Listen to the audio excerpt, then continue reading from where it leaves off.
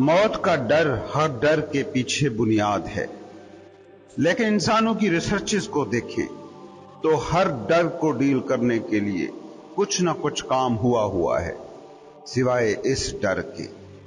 क्या कभी समझने की कोशिश की है कि मौत क्या है और इसका डर क्या है? कैसे समझ सकते हैं? जिससे तुम भागते हो उसको जानोगे कैसे? और यकीन करो, जो मौत को नहीं समझता जिंदगी उसकी समझ में नहीं आ सकती, ना वो जिंदगी को जी सकता है। उस सफर को कैसे डिफाइन करोगे जिसकी मंजिल से तुम डरे हुए हो? देखते नहीं हो, एक कदम उठाते हो पीछे वजह होती है, मगर जिंदगी के सारे कदमों की जो अल्टीमेट मंजिल है उसको जानते भी नहीं और जानना चाहते भी नहीं। क्यों? क्योंकि झूठ के बिखरने का डर है। जो दुनिया तुमने अपने जहन में क्रिएट कर ली है उसके मिट जाने का डर है। अना का शराब जिसे बड़े तकल्लुफ से सच मान लिया है, वो शराब टूट जाने का डर है। तुम्हें हमेशा शराबों के टूटने का डर रहता है। शराब तकलीफ भी दे रहा हो ना, तुम बर्दाश्त करते रहते हो। जिंदगी जहन्नम बना देते हो, फिर भी ये शराब जीने पर बजिद रहते हो। आखिर शराबों में, झूठ में इतनी कशिश क्यों है? तुम्हें नहीं है, तुम्हारी अना को है।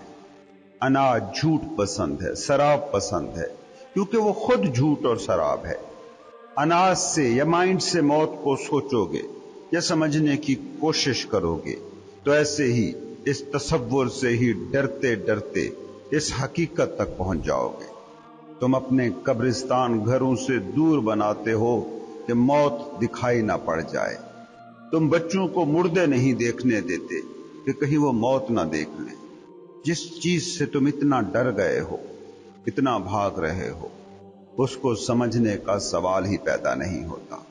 किसी भी चीज को समझना हो तो उसके साथ रुकना पड़ता है। वो अगर कोई तसव्वुर है तो उस पर सोचना पड़ता है। तो मौत के बारे में अगर सोचो भी तो हिकमत कभी नहीं निकालते, डर निकाल के आ जाते हो। फर्ज करो तुम किसी जंगल से गुजरे, ऐसा जंगल जहां इंसानी कदम ना पड़े हों, इंसानी मुदाखलतें ना हुई हों, जंगल अपनी फित्री हालत में हो। वहां तुम्हें क्या नजर आता है? हरियाली, जिंदगी, जिंदगी की बेतहाशा शक्लें जो पूरे जंगल में इर्द गिर्द फैली हैं। यहां तक जंगल सारे का सारा हुस्न है, फितरत है, मासूमियत है। अब जरा थोड़ा सा और तकल्लुफ कीजिए, इस जंगल को जरा ज्यादा गहराई से देखिए। इसी जंगल में ही तुम्हें गिरे हुए, सूखे हुए दरख्त मिल जाएंगे, मुर्दा और गलते सड़ते तने मिल जाएंगे, मिट रहे जिवाल की कुव्वतों से हारते पत्ते मिल जाएंगे, डिकम्पोज होती हुई जड़ी बूटियां और घास फूस दिखेगा। ये दोनों मनाजिर आमने सामने रखें और फिर मुझे बताएं आपने क्या नतीजा निकाला। समझिए, जहां भी कहीं तुम देखोगे मौत, वहीं तुम्हें जिंदगी के हमराह खड़ी नजर आएगी।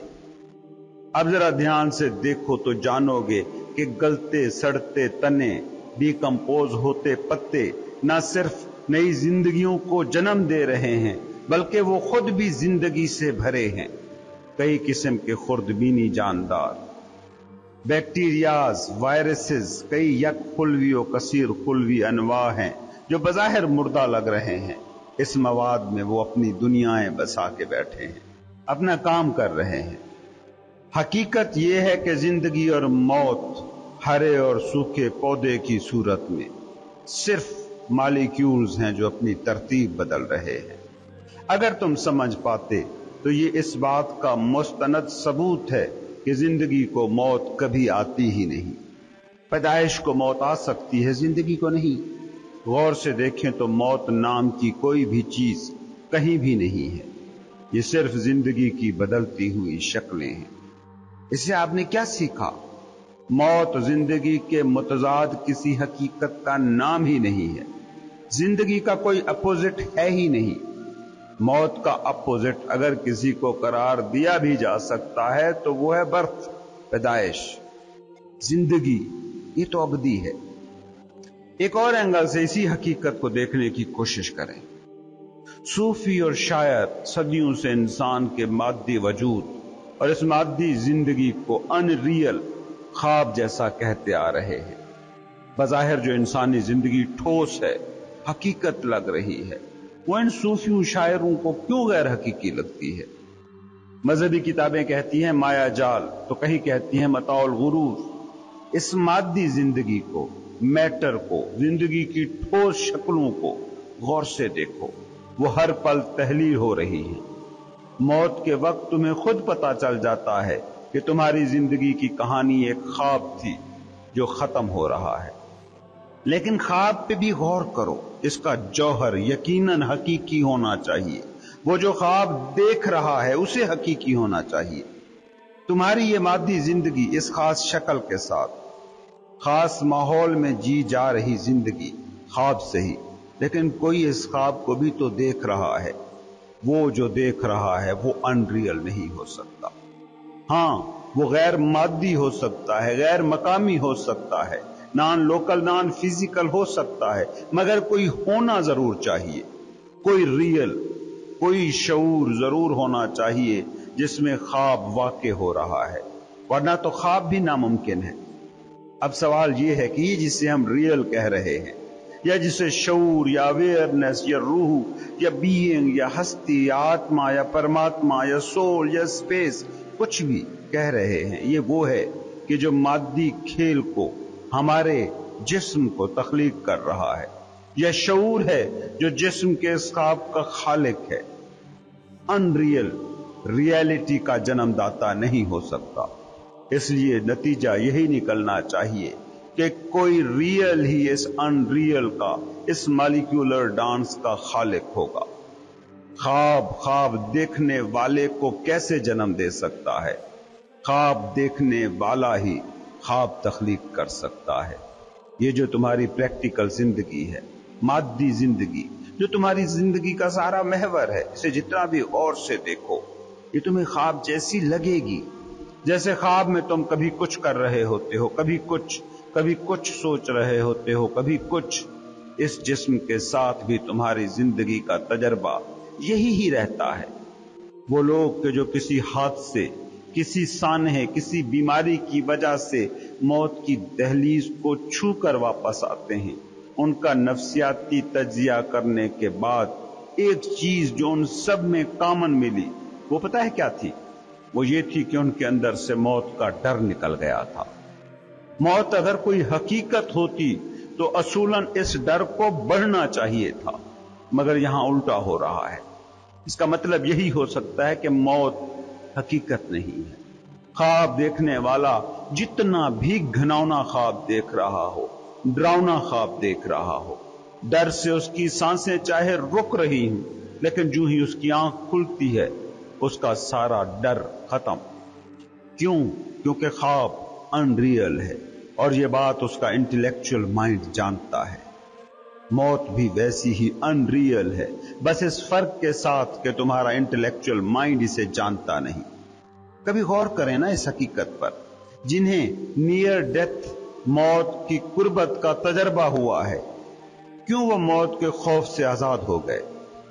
اب ایک تیسرے اینگل سے بھی اس حقیقت کو سمجھنے کی کوشش کریں، جسے تم موت نام دیتے ہو۔ سب جانتے ہیں کہ ایک نہ ایک دن وہ مرنے والے ہیں، مگر جب تک شخصی طور پر وہ موت کے روبرو نہیں ہوتے، تب تک موت ان کا بس ایک ذہنی تصور ہی ہے۔ جب تم شدید بیمار ہوتے ہو، یا جب آپ یا کوئی آپ کا قریبی کسی مہلک حادثے کا شکار ہوتا ہے، یا جب کوئی پیارا مرتا ہے، اس وقت موت کی جو آگہی آپ کو ہوتی ہے وہ دوسرے کی موت کی نہیں ہوتی، بلکہ اس کی موت آپ کی اپنی فنا کی شکل میں آپ کی زندگی میں داخل ہوتی ہے۔ زیادہ تر لوگ اس آگہی سے مارے خوف کے بھاگتے ہیں، لیکن اگر بھاگیں نہ اور اس حقیقت کو فیس کریں کہ باڈی زوال فطرت ہے اور کسی بھی لمحے یہ تحلیل ہو سکتی ہے، تو اس سے ایک درجے میں ڈس آئیڈینٹیفیکیشن کا عمل شروع ہو جاتا ہے، چاہے ہلکا سا صحیح۔ وہ مادی یا نفسیاتی ڈھانچہ ٹوٹتا نظر آتا ہے جب آپ زندگی کی تمام شکلوں کی غیر مستقل اور عارضی فطرت کو قبول کرتے ہیں تو ایک خاص قسم کا احساس سے سکون آپ پر اترتا ہے۔ موت کا سامنا کرنے کے ذریعے آپ کا شعور کسی حد تک فارم اور جسم کے ساتھ آئیڈینٹیفیکیشن سے آزاد ہو جاتا ہے۔ یہ وجہ ہے کہ صوفی پرانے دور میں مریدوں کو قبرستانوں میں مراقبے کرایا کرتے تھے، خود بھی مردہ جسموں کے درمیان میڈیٹیشن کرتے تھے۔ جدید کلچر میں موت کے خلاف انکار کا، ڈینائل کا رویہ ہے، حتیٰ کہ بہت بوڑھے لوگ بھی موت کے بارے میں بولنا، سننا یا سوچنا نہیں چاہتے، اور وہ مردوں کو چھپا کر رکھتے ہیں۔ ایسا کلچر جو موت کا انکار کرتا ہے اسے لازماً سطحی اور مصنوعی ہونا چاہیے، کیونکہ وہ چیزوں کی صرف ظاہری شکل کے متعلق ہی فکر مند ہے۔ جب موت کا انکار کیا جاتا ہے زندگی اپنی ساری گہرائیاں اور ساری وزڈم کھو دیتی ہے۔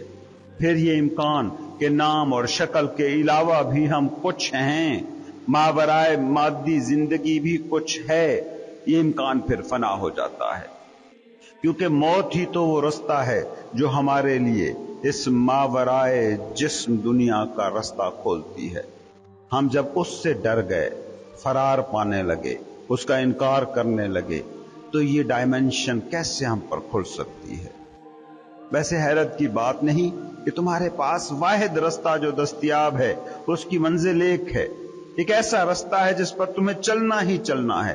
سو بھی جاؤ تو اسی ہی رستے پر تم چل رہے ہو، چلنا نہ بھی چاہو تو اس رستے کے علاوہ کسی رستے پر چلا نہیں جا سکتا، اور اس رستے کی جو منزل ہے تمہیں اسی سے چڑ ہے، اسی سے تم بھاگ رہے ہو۔ زندگی پھر دکھ کیوں نہ ہو، کیونکہ اس کی تو پوری سکیم ہی تم نے دکھ کی بنیاد پر کھڑی کر دی۔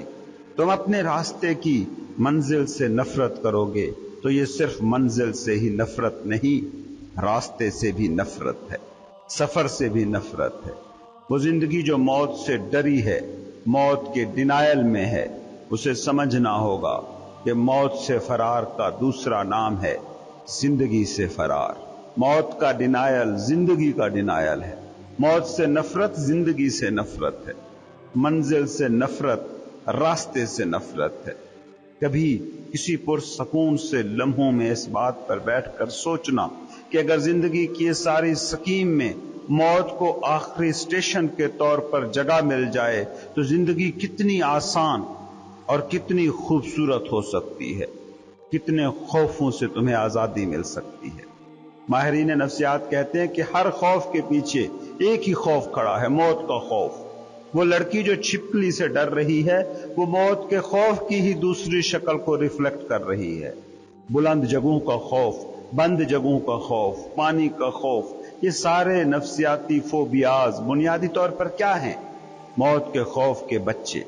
اگر انسان موت کو زندگی کے اس پورے پیکج میں شامل کر پائے تو سب سے پہلے انہی خوفوں کا خاتمہ ہوگا، اور خوف کے بغیر زندگی کی کوالٹی ہی بدل جاتی ہے، زندگی کچھ اور ہو جاتی ہے۔ خوف سے آزادی کا ایک ہی کلیہ ہے، تمہاری زندگی کا جو کنسپٹ ہے اس میں موت کو ریسپیکٹیبل جگہ دی جائے۔ پہلی بات تو ذہن میں رکھو کہ موت کے خوف کی وجہ یہ نہیں کہ تم مٹ جاؤ گے، بلکہ موت کے خوف کی اصل وجہ ہوتی ہے مائنڈ اور باڈی سے آئیڈینٹیفیکیشن۔ موت کے وقت تم نہیں مرتے، بلکہ وہ ہسٹری، وہ سٹوری مرتی ہے جو ایک جسم اور ذہن کے ساتھ تم جوڑ کے بیٹھے ہو۔ اور انسانی انا کی نیچر ایسی ہی ہے کہ یہ کسی بھی تجربے کے خاتمے کو پسند نہیں کرتی۔ لوگ خاتمے کے ساتھ، اینڈ کے ساتھ انکمفرٹیبل ہوتے ہیں، ان کے لیے ہر خاتمہ چھوٹی سی موت ہے۔ لوگ ایک رات کی پارٹی کرتے ہیں، جب اس پارٹی کے اختتام کا وقت آتا ہے تو وہ تک انہیں پسند نہیں آتا۔ کسی دوست کو چھوڑنا پڑے، فیملی کو چھوڑنا پڑے، کسی جگہ کو چھوڑنا پڑے، لوگوں کو برا لگتا ہے۔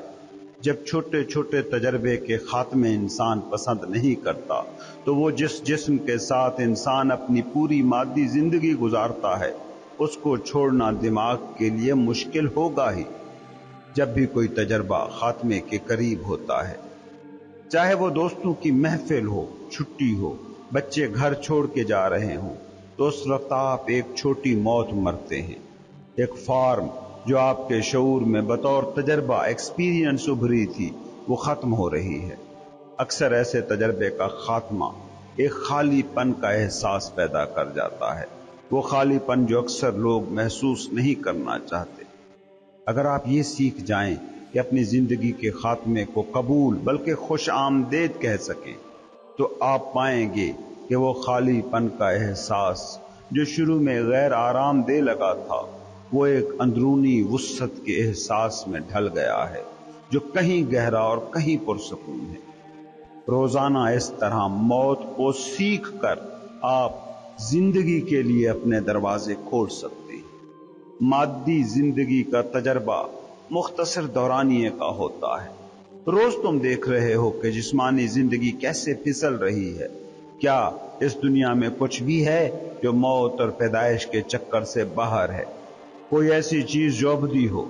ये जो तुम दुनिया को आर्जी कहते हो, जिंदगी को आर्जी समझते हो, खुद को गैर मुस्तकिल कहते हो, इसके पीछे कहीं ना कहीं कोई राज है। कहीं कुछ है जो मुस्तकिल है, जो दायमी है, जो अबदी है। ऐसी किसी चीज को जानने और उसकी पहचान के लिए जो मुस्तकिल और पायदार हो, किसी गैर मुस्तकिल और आर्जी चीज की जरूरत होती है। मौत वही चीज है, मौत वही राज है। ये फना के जरिए बका को जानने का नाम है। दूसरे लफ्जों में कहूं तो अगर हर चीज बशमूल आप गैर मुस्तकिल हों, तो क्या आप इस बात को ही जान पाते? गैर मुस्तकिल होने को ही आप पहचान पाते?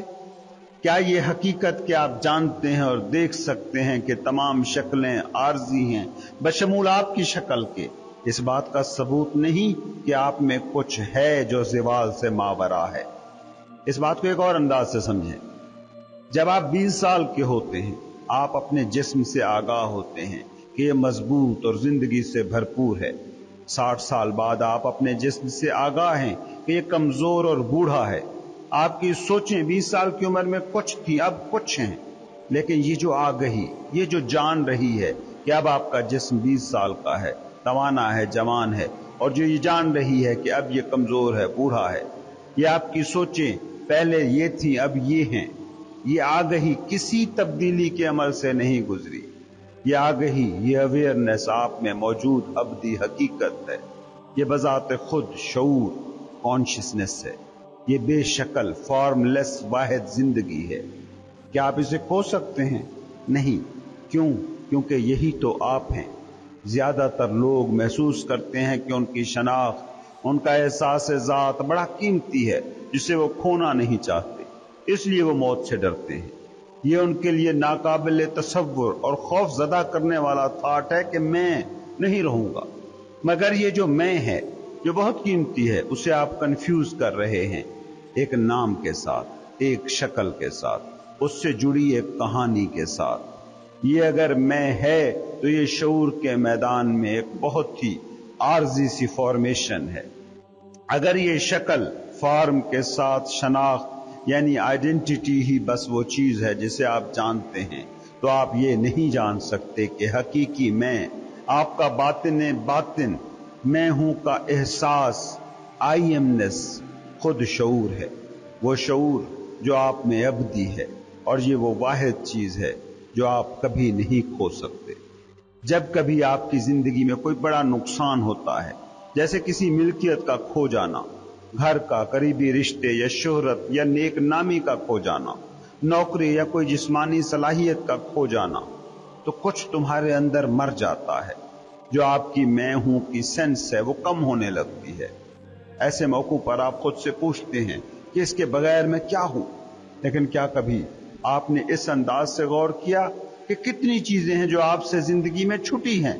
जब वो छुटी थी तो ऐसा लगता था कि सब खत्म हो गया, मगर कुछ अरसे बाद आप होते हैं, लेकिन वो जो खालीपन का एहसास था वो खत्म हो जाता है, कहीं नहीं रहता। मौत भी ऐसा ही एक राज है, इसे जैसे ही आप कबूल करते हैं, जिंदगी के पूरे पैकेज में जगह देते हैं, तो अबदियत का रास्ता आप पर खुल जाता है। जब मौत वाक़ई होती है, जब जिंदगी की शक्ल खत्म होती है, तहलील होती है, खुदा जो बेशक्ल और ना आश्कार है, وہ اس تحلیل ہوتی شکل سے پیدا شدہ رستے سے چمکتا دکھائی دیتا ہے۔ اس لیے اس مادی زندگی کی سب سے مقدس شے ہے موت۔ زندگی نام کا سفر اگر حسین ہے تو سوچیں منزل کیسے بدصورت ہو سکتی ہے۔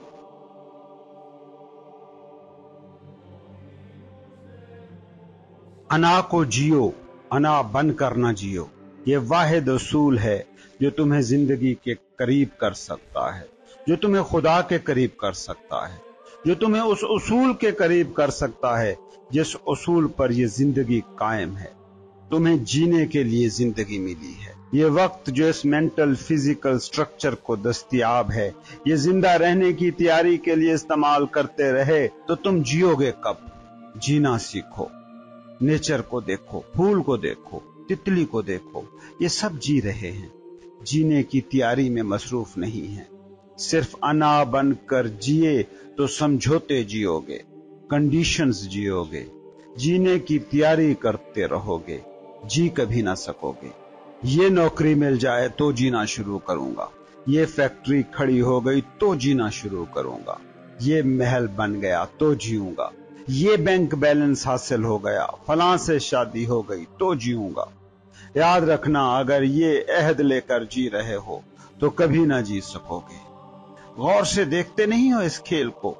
تم لاکھ پتی ہو اور کروڑ پتی کی زندگی جینا چاہتے ہو تو کروڑ پتی بننے تک تم کیا سیکھ جاتے ہو؟ زندگی کو سکپ کرنا سیکھ جاتے ہو۔ جو 10 سال تک زندگی سکپ کرنا سیکھتا رہا ہو وہ اگر کروڑ پتی بن بھی گیا تو زندگی نہیں جیے گا، کیونکہ اس نے سیکھا ہی کچھ اور ہے۔ وہ تب بھی اسی سیکھے کو جیے گا۔ غور سے دیکھو اپنی زندگیوں کو، اگر اس میں تھکن ہے، اگر اس میں بوریت ہے، اگر اس میں تشنگی ہے، اگر ہر دم ایک بے چینی ہے، اگر ہر پل کہیں پہنچنے کی خواہش کی بے سکونی ہے تو تم جی نہیں رہے ہو، جینے کی تیاری کر رہے ہو، جینے کو پوسٹ پون کرنا سیکھ رہے ہو، اور تمہاری یہ سیکھ بہت خطرناک ہے۔ اس کا اندازہ ہوگا تمہیں تب جب وہاں پہنچ جاؤ گے اور جانو گے کہ طے شدہ پوائنٹ تو آ گیا، منزل تو آ گئی، مگر اس پورے پروسیس میں وہ صلاحیت کھو گئی جو زندگی کو جی سکتی تھی۔ تم جو جی رہے ہو وہ سمجھوتے ہیں، انا سمجھوتے ہی جی سکتی ہے۔ زندگی تو تم جیتے ہو، کیونکہ انا بذات خود سمجھوتا ہے۔ انا خود ایک عہد ہے جو تم نے کسی اور سے باندھا ہے۔ تم ایک ماحول میں، ایک سماج میں پیدا ہوتے ہو، وہ سماج، وہ ماحول تمہاری انا کو بناتا ہے۔ تم عہدوں کے، ایگریمنٹس کے، کنٹریکٹس کے اسیر ہو جاتے ہو۔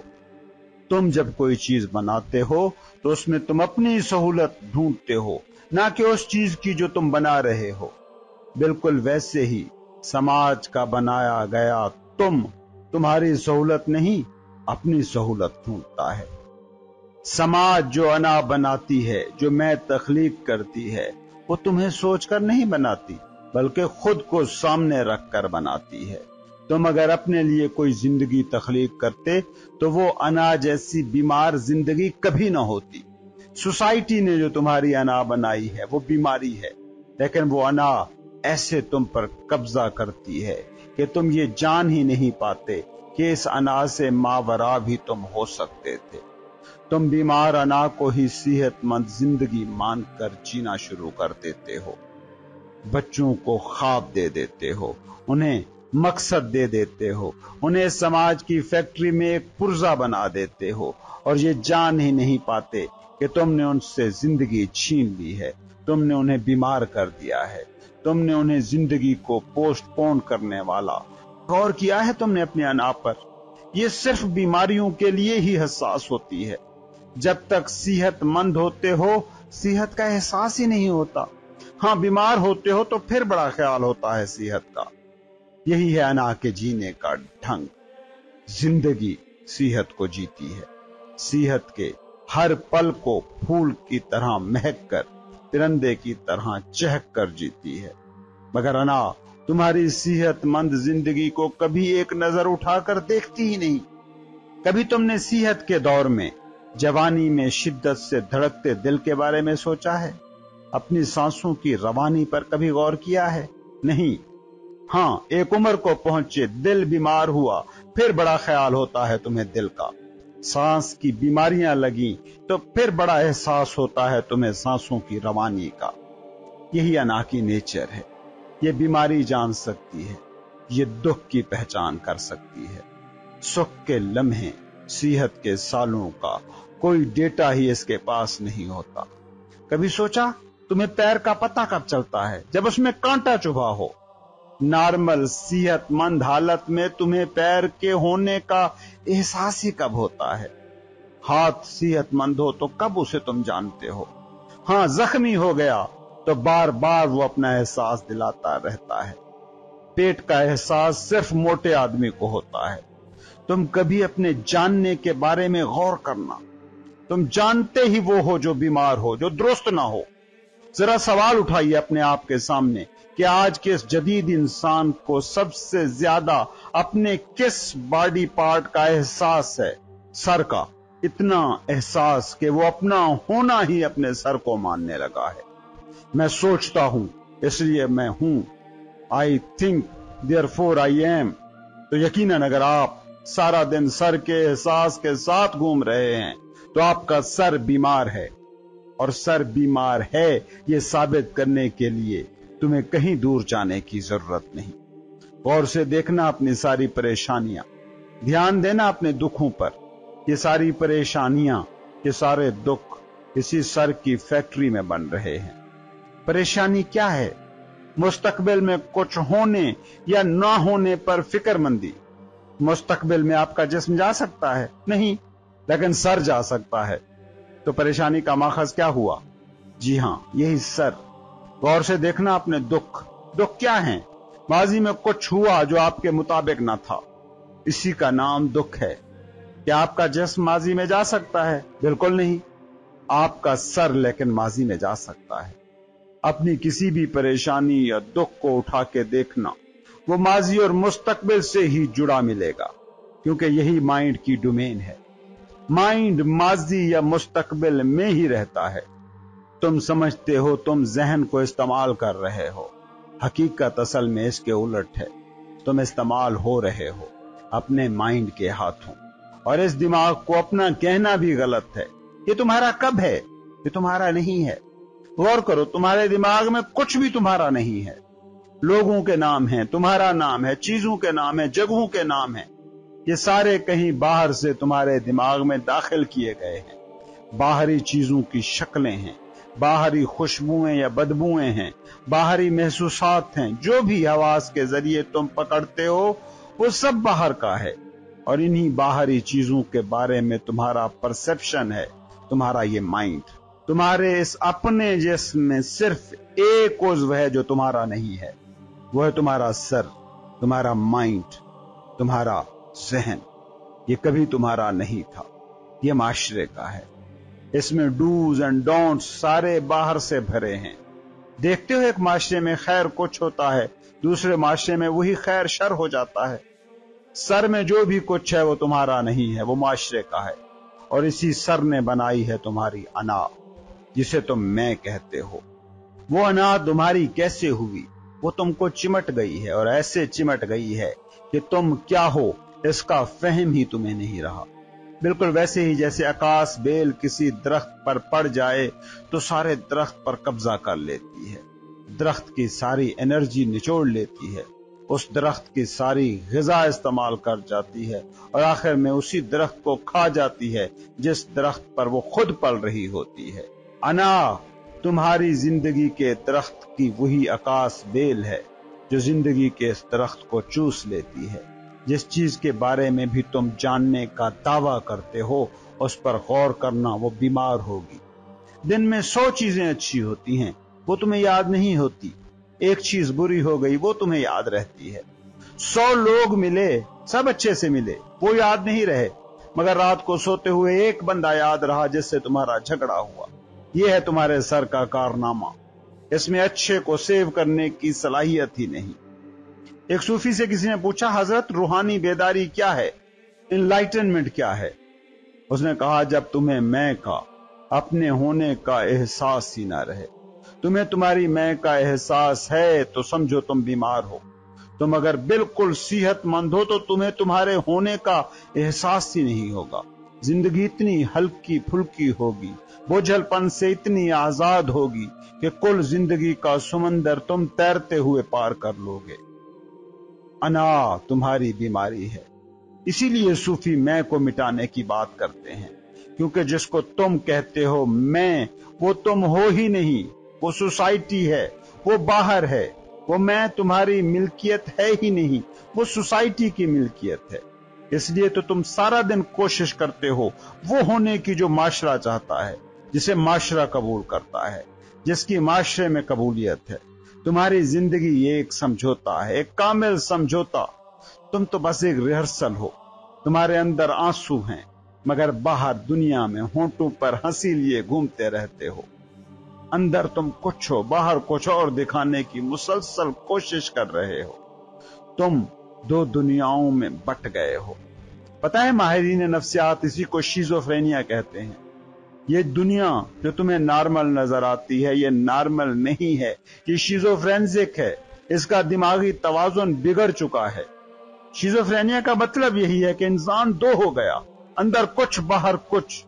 अंदर जो हो वो तुम हो, बाहर जो है वो तुम्हारी पर्सनैलिटी है, ईगो, अना। वो अना जो समाज ने बनाई थी वो तुम्हारी कभी नहीं थी, वो तो सोसाइटी के तकाजे ही निभाएगी। तुम्हारे अंदर की दुनिया और बाहर की दुनिया, तुम्हारे सेल्फ और तुम्हारी अना के दरमियान ऐसी खलीज बन गई है कि दरमियानी पुल भी नहीं बन सकता। दो के दरमियान पुल तो तब बनता कि जब दो होते। तुम सेल्फ को तो जान ही नहीं पाते, फील ही नहीं करते, बस अना ही अना रह गए हो। तुम अपना असल चेहरा खो चुके हो, मखौटे को असल चेहरा मान लिया है। पुल बने कैसे? पुल तो वहां बन सकता है ना जहां दो हों, जो अंदर को भी जानता हो और बाहर को भी जानता हो, जो जानता है कि अंदर बैठा हुआ मैं रियल मैं है और बाहरी दुनिया के साथ मेल जोल करता मैं बाहरी दुनिया का ही तख्लीक करता एक फिनोमिना है। हाथी के दांत खाने के और दिखाने के और तुम नेचुरल नहीं रहे, और जो ही तुम नेचुरल ना रहे वहीं सुख से तुम महरूम हो गए। सुख क्या है? सुख नेचुरल हो जाने में है। ये दरख्त सुखी हैं, क्यों? क्योंकि सफेदे का दरख्त नीम का दरख्त होने की कोशिश में नहीं है। ये फूल खुश हैं, क्यों? क्योंकि गुलाब का फूल सूरजमुखी होने की कोशिश में नहीं लगा। ये पहाड़ पुरमुसर्रत हैं, क्योंकि इनके दिल में वादियां बनने की ख्वाहिश नहीं पल रही। इंसान ही बस सुखी नहीं है, क्योंकि वो हमेशा कुछ और होने की कोशिश कर रहा है, हमेशा समझौते जी रहा है। इंसान को छोड़ कायनात की कोई चीज कुछ और होने की कोशिश नहीं कर रही। आदमी की दास्तान ही मगर और है। मुकम्मल सेहतमंद आदमी को ढूंढना मुश्किल है। सेहतमंद आदमी पता है कौन होता है? वो जो अपने में मौजूद है, वो जो मखौटे को मैं बनाकर नहीं जी रहा, जिसकी अंदर की दुनिया बाहरी दुनिया के रोल प्ले से, एक्टिंग से मुतासिर नहीं होती। सेहतमंद आदमी का मतलब ये नहीं है कि तुम बागी हो जाओ। देखते हो ये जो इनकलाबी बन जाते हैं, बागी हो जाते हैं, वो बाहरी दुनिया की हर चीज को इनकार करना शुरू कर देते हैं। बाहरी रस्में तोड़ना, समाजी माशी सियासी निजामों को ललकारना, बगावत। इसका कतन ये मतलब नहीं कि वो इंसान सेहतमंद है, नेचुरल जिंदगी जी रहा है। तुम बाहरी दुनिया को कबूल करो या रद्द करो, दोनों सूरतों में बाहरी ही दुनिया अहम है। बाहर दोनों ही सूरतों में ताकतवर है। बाहर तुम्हारी अंदर की दुनिया को हर वक्त ही मुतासर कर रहा है। सूफियों को कभी तुमने देखा कि माशी सियासी समाजी निजामों के खिलाफ बगावत का अलम लेकर निकले हों? नहीं, हकीकी सूफी का ये किरदार नहीं होता। हकीकी सूफी तो वो है कि जो अपने अंदर की दुनिया से जुड़ा है, जो बाहरी दुनिया के तगय्युर और तबद्दुल को देखता है, उनसे न जुड़ता है न नफरत करता है। क्योंकि तुम जुड़े या भागे, दोनों सूरतों में तुम बाहरी दुनिया के ही हो। तुम कन्फर्मिस्ट हो या नॉन कन्फर्मिस्ट, दोनों का मसला एक है। दोनों एक दूसरे के लाख अपोजिट नजर आ रहे हों, मगर अहम दोनों के लिए बाहर है। सूफी वो है कि बाहर की दुनिया जिसके अंदर की दुनिया को छूना छोड़ दे। अब दो मौजूद हो गए हैं, अब दोनों के दरमियान कोई पुल बन सकता है। इनलाइटनमेंट यही हालत है कि तुमने जान लिया कि तुम एक्टर हो और एक्ट कर रहे हो, लेकिन शाम को खेल खत्म और किरदार भी खत्म। जो एक्टर जानता हो कि वो एक्ट कर रहा है, वो फिर अपने एक्ट के साथ एक नहीं हो जाता, और जो एक्टर जानता हो कि वो एक्टिंग कर रहा है, वही ही अच्छा एक्टर होता है। जो इंसान जानता है कि ये मेरी अंदर की दुनिया है और ये मेरे बाहर की दुनिया है जिसके साथ मुझे चलना है, ये मेरा रोल है जो मुझे प्ले करना है। अब बाहर की दुनिया में कुछ भी होता रहे, अंदर की दुनिया नहीं हिलेगी। बाहर के हादसे अंदर कोई तूफान नहीं मचाएंगे। बातिन की झील स्टिल रहती है और बाहर की सतह लहरें उभरती रहे, क्या फर्क पड़ता है, मगर अंदर कोई हलचल न मचे।